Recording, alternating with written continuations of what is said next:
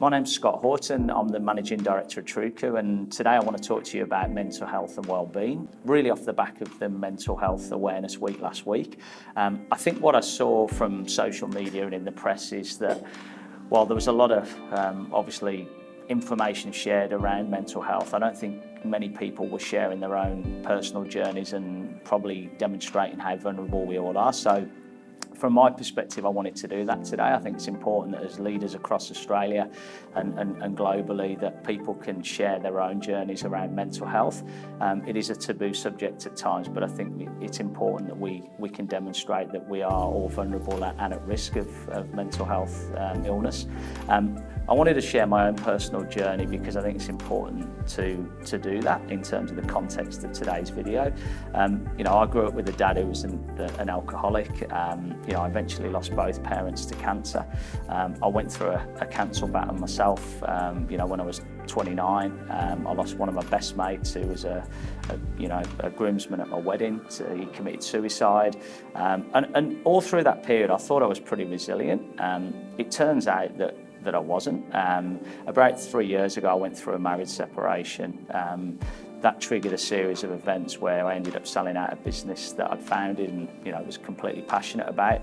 And I went on a downward spiral quite quickly, and on that downward spiral I just got stuck. I got self-absorbed. I couldn't get out of the rut that I was in, and before I knew it, I was struggling to walk. I had a panic attack when I was down in Melbourne on business, and before I knew it, I ended up in the Belmont Hospital on suicide watch. And I'll never forget the doctor coming in and out, every 5 minutes, just making sure I was okay. So I think, why am I sharing that? Well, I went from leading a business and, standing up in front of a couple of hundred people, talking openly in public to, within probably 6 months, a hospital bed, not sure if I was ever going to leave, and in a pretty bad way. So I think it's important that we do recognise that can happen quite quickly, and we have an obligation as leaders to be checking in with our teams regularly and to making sure that they're okay. The fact that I'm sat in front of you now is clearly a real positive. I feel that I'm back to my best. I've done that through getting good professional support, great support through friends and family.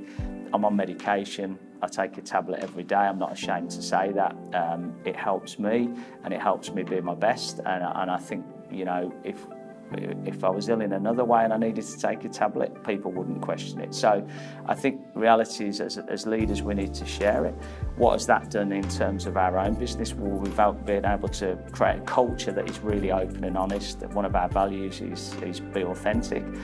If I can sit here as the Managing Director of Troocoo and talk to you today and be open about my own challenges and I guess traumas around mental health, then surely that's got to be a good thing for the rest of our team as well, and will allow us to talk openly about the business. In terms of Troocoo, we're getting behind Movember, so we're hopefully going to get really well supported through our clients and candidates. The ginger moustache will be back since the first time since the 90s.